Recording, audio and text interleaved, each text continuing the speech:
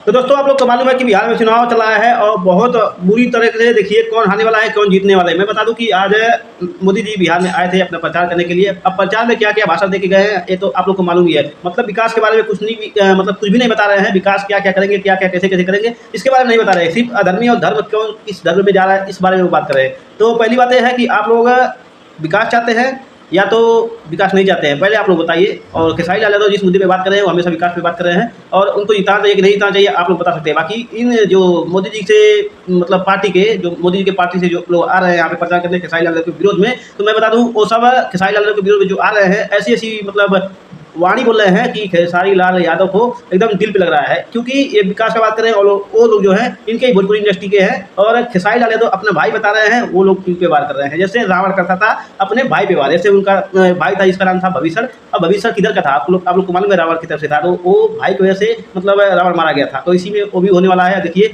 पवन सिंह खेसारी लाल यादव दोनों लोग अपने आप को भाई समझते हैं, लेकिन पवन सिंह खेसारी लाल यादव के विरोध में बीजेपी से जा रहे हैं वहाँ पे प्रचार करने के लिए। इसके बारे में आप लोग क्या कहना चाहते हैं? अब अगर आप लोग को अच्छा लगता है वीडियो तो वीडियो को लाइक करके कमेंट शेयर जरूर कीजिए। मिलता हूँ नेक्स्ट वीडियो में, तब तक के लिए धन्यवाद।